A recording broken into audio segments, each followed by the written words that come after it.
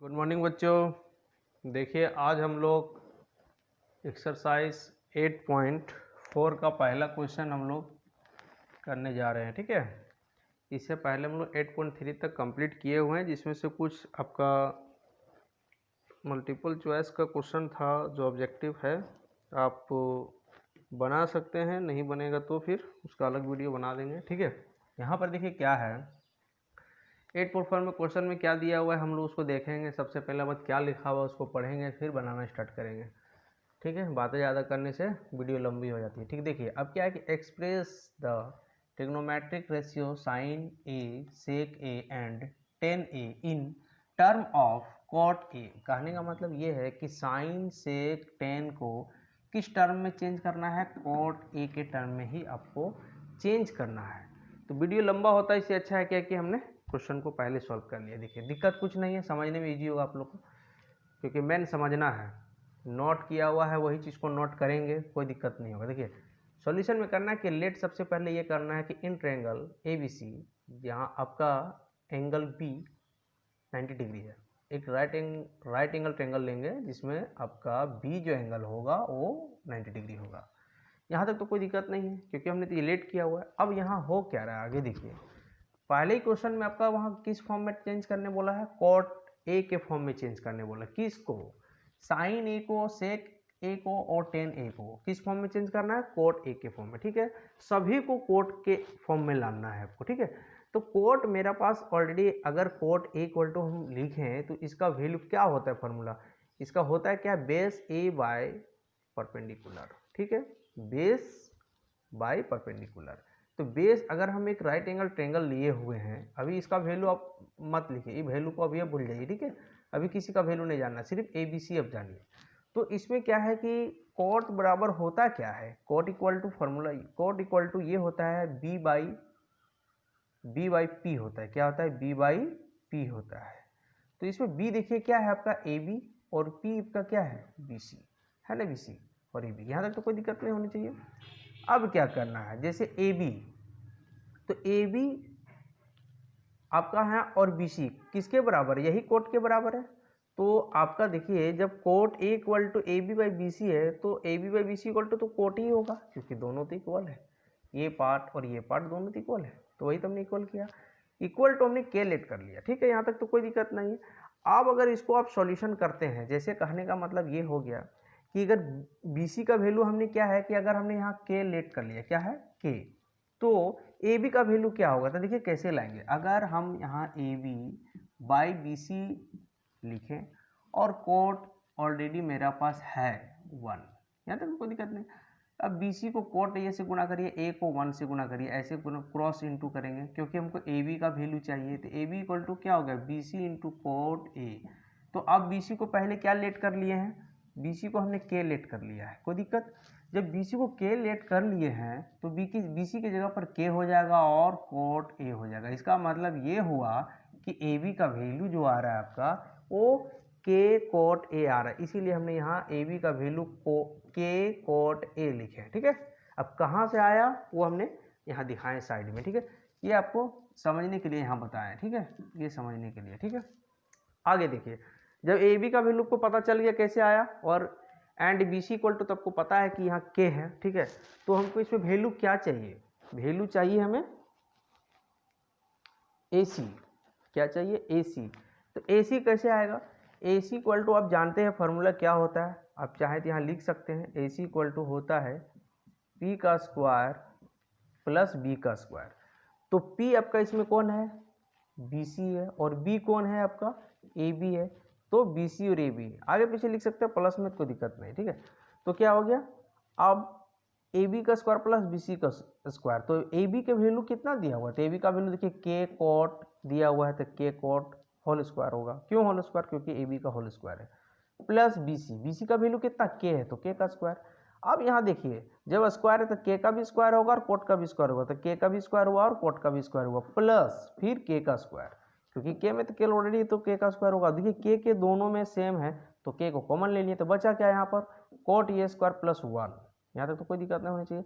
अब देखिए के यहाँ डबल है, के स्क्वायर में है, जब रूट इसका जब स्क्वायर हटेगा तो रूट इसका कैंसिल हो जाता है, तो इसीलिए के लिए सिर्फ कैंसिल हो गया रूट, क्यों? क्योंकि इसमें स्क्वायर था, जब स्क्वायर कैंसिल होगा तो इसके लिए रूट भी कैंसिल हो जाएगा। तो देखिए इसका कैंसिल हो गया, यहाँ पर देखिए इसमें रूट नहीं लगा हुआ, बाकी जो बच गया इसमें रूट का स्क्वायर रूट होगा, ठीक है।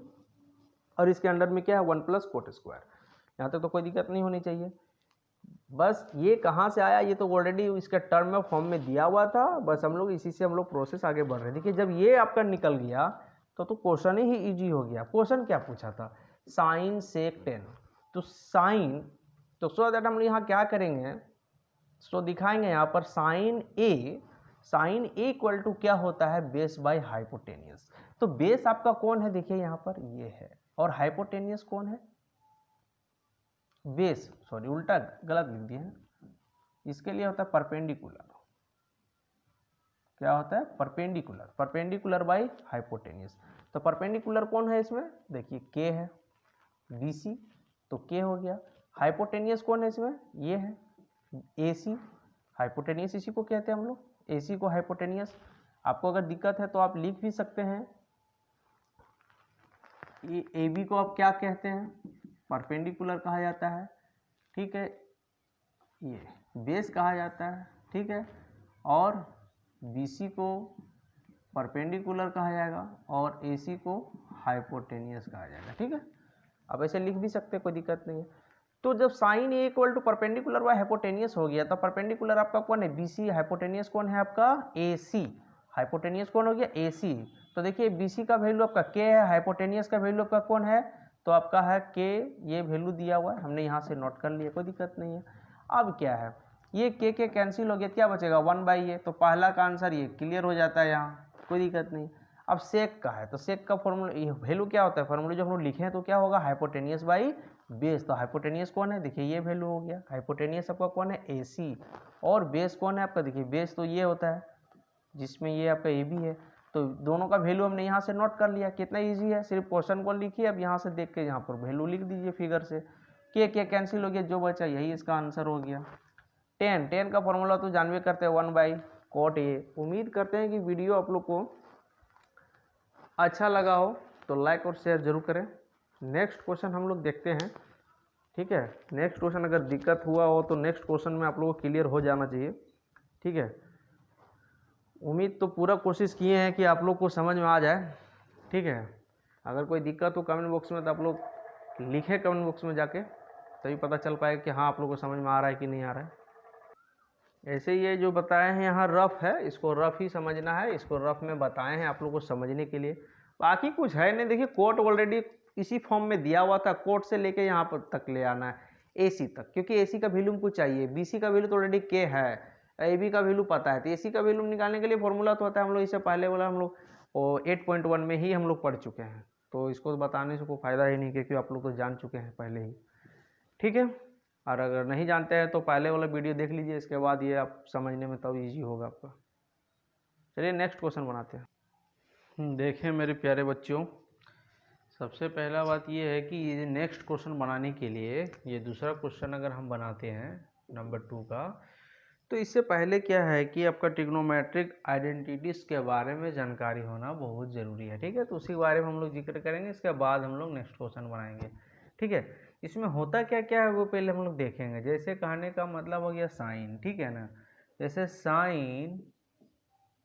साइन थीटा इक्वल टू क्या होता है, कोस थीटा, क्या होता है, कोस थीटा। ये पॉइंट इसी से और क्वेश्चन बनेगा, यहाँ से देखिए ए बराबर हमने लिख रहे हैं कि यहाँ पर देखिए कॉस, अगर साइन थीटा बराबर कोसेक थीटा लिखना है, क्या लिखना है, कोसेक थीटा। और अगर हम कोसेक थीटा लिखें, कोसेक थीटा, तो इसका अपोजिट हो जाएगा 1 बाई साइन थीटा हो जाएगा, क्या हो जाएगा 1 बाई साइन थीटा हो जाएगा, ठीक है, ठीक है। अगर हम लोग साइन थीटा इंटू अगर कोसेक थीटा को अगर हम लोग इंटू कर दें तो क्या बनेगा, ये दोनों कैंसिल हो जाएगा। क्यों कैंसिल होगा, क्योंकि साइन थीटा इक्वल टू क्या होगा 1 बाई कोसेक, तो 1 बाई कोसेक अगर यहाँ वैल्यू रखेंगे तो कोसेक कोसेक कट जाएगा, तो वैल्यू क्या हो जाएगा 1 होगा। जस्ट इसी टाइप का आपका लिख रहे हैं। दूसरा नंबर में क्या बनेगा, ये फर्स्ट का था, दूसरा में क्या होगा, अगर हम लिखे कोस थीटा तो इसका अपोजिट होता है 1 बाई सेक थीटा, ठीक है। और ए नंबर में बनेगा, अगर सेक थीटा को हम लोग लिखना चाहें तो इसका अपोजिट हो जाएगा 1 बाई कोसेक थीटा होगा।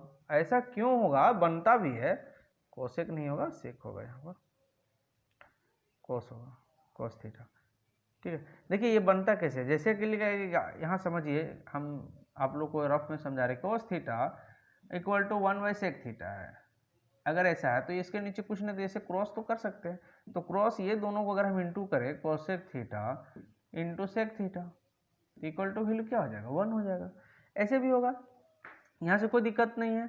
ठीक है, और अगर आप ये बाय में लिखना चाहते हैं, जैसे कि देखिए ये दोनों की इंटू किए तो आपका 1 वैल्यू आ रहा है, तो आप यहाँ बी में लिख सकते हैं, क्या लिख सकते हैं बी में, cosec theta cos theta into sec theta equal to क्या हो जाएगा, 1 वैल्यू यहाँ पर होगा। ठीक, तो क्या लिखेंगे हम लोग कि cos theta into sec theta, क्या लिखेंगे, sec theta equal to value क्या हो जाएगा, 1 होगा। ठीक है, कैसे होगा आप यहाँ पर रफ में समझ लिए। जस्ट इसी प्रकार हम लोग थर्ड नंबर में देखेंगे, tan theta equal to 1 by क्या होगा, कोट थीटा हो जाएगा। ठीक है, तो आपका ए नंबर में क्या बनेगा, कोट थीटा अगर लिखना चाहे तो क्या होगा, 1/10 थीटा होगा। ठीक है, आ रहा है, नीचे कट गया थोड़ा, कोट थीटा के बाद 1/10 थीटा। ठीक है, तो इसको यहाँ लिख देते हैं, चलिए यहाँ हम लोग नोट कर देते हैं, चलिए यहाँ लिखते हैं इसको, क्या है बी नंबर, ए नंबर में ना, ए नंबर में क्या है कि cot theta equal to 1/10 theta. और अगर हम लोग बी में लिखना चाहें तो कोट थीटा इंटू 10 थीटा को अगर हम लोग इंटू करें तो वैल्यू 1 आएगा। कैसे आएगा, इससे पहले बताए हैं। फोर्थ नंबर में देखिए, अब हम लोग स्क्वायर वाला देखेंगे, sine square theta plus cos square theta, ठीक है, cos square theta equal to 1 होता है। तो ए नंबर में क्या बनेगा, देखिए ये प्लस में, अगर वो उधर चला जाएगा तो क्या हो जाता है, माइनस में। तो ओनली फॉर अगर sine square theta equal to बोले तो क्या होगा, 1 माइनस कोस स्क्वायर थीटा। क्यों, ये प्लस में था तो माइनस में बन गया। अब देखिए अगर कोस स्क्वायर थीटा हम लिखना चाहें, ये आप राइट साइड में, ये लेफ्ट साइड में रखिए, इसको राइट में भेजिए तो माइनस ये बनेगा पर। तो फार्मूला जो है आपका एक के बाद एक अपने आप बनते चला जाता है। ठीक है, अब बोले इसको याद कैसे रखें, याद रखने की जरूरत नहीं है, जब बनाइएगा क्वेश्चन सॉल्व करिएगा तो बनाते बनाते आपका दिमाग में सेट हो जाएगा। ठीक है, माइंड में अपने आप सेट हो जाएगा, आपको पता भी नहीं चलेगा। अब देखिए यहाँ पर और फार्मूला क्या क्या होता है, जैसे ये हो गया साइन में, तो एक होता है आपका कोसेक में भी होता है और एक होता है आपका सेक में भी होता है। ठीक है, तो हम लोग अगर यहाँ कोसेक का पहले से लिखने से पहले सेक स्क्वायर थीटा लिखेंगे और माइनस 10 स्क्वायर थीटा लिखेंगे, इक्वल टू 1 लिखेंगे, यहाँ तक कोई दिक्कत नहीं है, यहाँ तक तो आपका क्लियर है ना। अब देखिए ए में जो बनेगा वो क्या होगा, ये होगा आपका सेक स्क्वायर थीटा, ये माइनस में है तो आपका ये प्लस में आ जाएगा।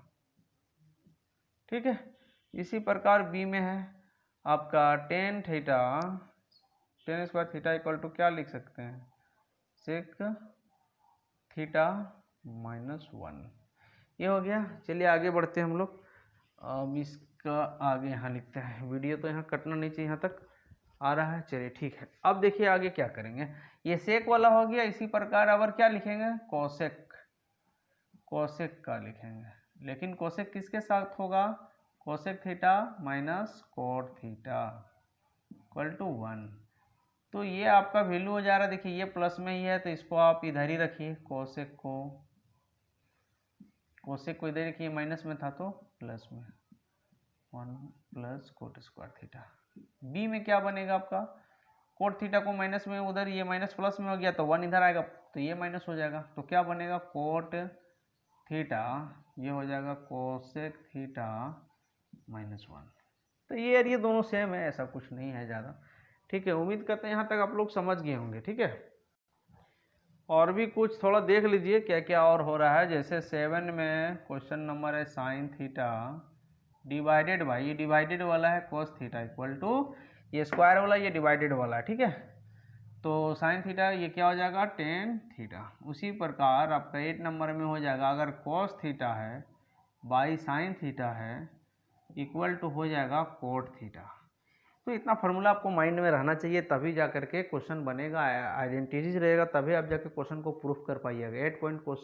8.4 को बनाने के लिए ये सब पता होना बहुत ज़रूरी है। ए प्लस बी का होल स्क्वायर भी फार्मूला आपको मालूम होना चाहिए, ये भी आपको वहाँ ये चीज़ का भी ज़रूरत पड़ेगी, ठीक है। A square plus 2ab plus B square. इसी प्रकार आपका ए माइनस बी का होल क्यू का भी फार्मूला मालूम होना चाहिए, ठीक है। ये सब पता होना चाहिए, तब जाके वहाँ आप बना पाइएगा। और भी फार्मूला है इसमें, और भी है, हम इतना ही लिखें तो वीडियो बहुत लंबा हो जाएगा। तब तक यहाँ तक आप लोग समझिए, इसको अच्छा से करिए। नेक्स्ट क्वेश्चन नेक्स्ट वीडियो में बनाएंगे, ठीक है। वीडियो अच्छा लगे तो लाइक और शेयर जरूर करें। और जब हम लोग क्वेश्चन को बनाएंगे तो इसके बारे में बताएंगे कैसे कैसे क्या होता है, कैसे पुट किया जाता है, कैसे बनाया जाता है, तो आप लोग को ईजी लगेगा उस समय। ये तो आप लोग को लग रहा होगा कैसे माइंड में सेट करेंगे, सेट करना नहीं है, वो अपने आप हो जाता है, ठीक है। और कैसे होगा वो बताएंगे, बहुत ही ईजी है, कोई दिक्कत नहीं है, ठीक है। दोस्तों वीडियो को लाइक शेयर करें और ज़्यादा से ज़्यादा दोस्तों को बताइए कि तैयारी हो रहा है बोर्ड का, अच्छा से करिए आप लोग। थैंक यू बच्चों।